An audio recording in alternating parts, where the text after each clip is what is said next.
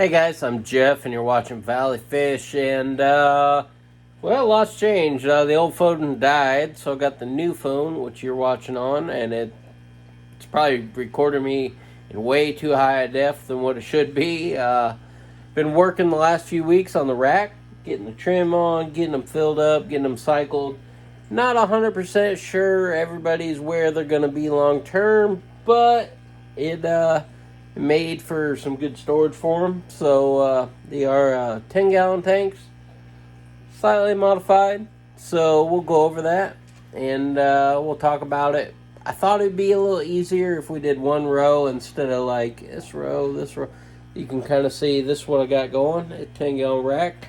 Got a little table in front that's blocking the bottom, but we'll go over that and why I'm using it. But gonna be a quick little video, and like I said, the old phone died, so I needed a few weeks of downtime to get back on the new phone, which looking pretty good so far. So be updates to come and future projects, so check this one out. Okay guys, so there's the bottom two rows, and this is going to be the middle one that I'm working on. I still need to do the whole top version. Excuse me. Let's see. Alright, so you can see up here the rubber bands. I had 4 on this one, and I think I did 3 the rest of the way, which looks to be true. I went over when I was making these. They're just corner around, painting them up.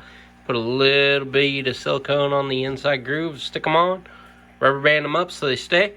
Now, it's kind of scary because occasionally you'll hear a rubber band go snap against the wall, so you could lose an eye over here. But I got to get these rubber bands off because they've been on for 2 days, and got a nice reflection.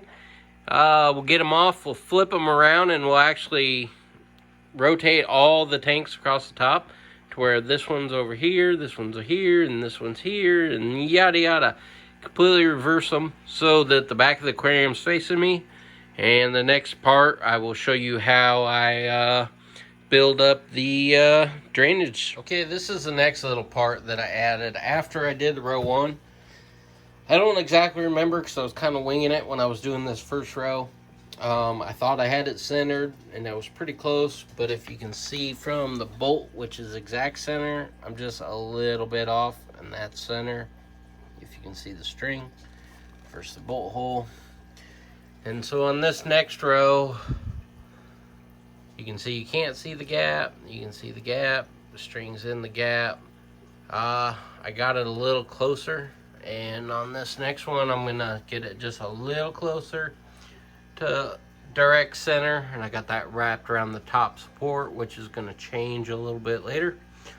But anyways, just so it's not perfect. It bugs me, but once nobody else is going to notice. So a little weird like that. Now in the video where I showed you guys drilling these bulkheads and how to put them together, I showed you how to put the overflow tubes on. That was awesome. I showed you how to put the overflow tubes on. I have one that's almost straight. Just heat them up with the hair dryer is actually what I'm using, and then zip tie or rubber band them to something straight. I'm using the extra pieces of trim. They come out pretty good. So you can see all those curly ones because it came in a coil to begin with.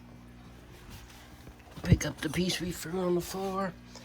Tried to set some props up for you guys, but anyways, we've got one piece that's straight, and what I'll do is I'll heat it up with the hair dryer just a little bit, and it'll slide right on. Like I said, you should do this when it's loose, but I got enough slack that I can get away with it. And then I don't have one stage, which I was going to. So these will be the little T's, and they'll sit there, and the hose will fall in it. And I don't have 3 hands, so you'll have to stick around to when we're doing that part.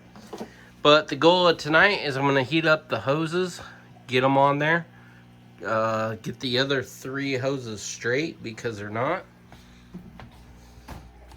And it's going to look a little something like that when it's all done.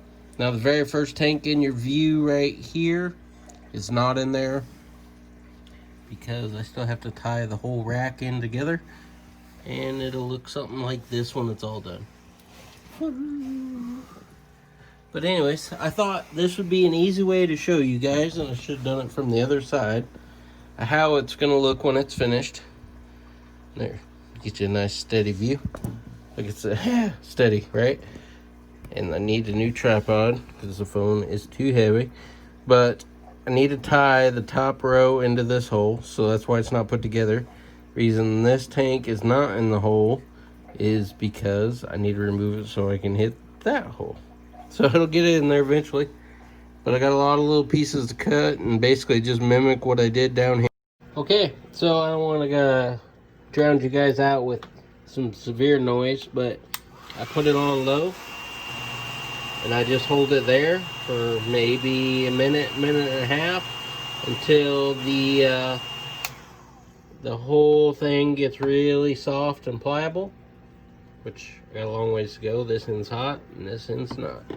You can flip it over or whatever, but got a few of these hoses to straighten out, and I think I'll do an overview video when it's all done, and I'll give you all the pieces and parts I use, so stay tuned. Okay guys, so I got 2 hoses on.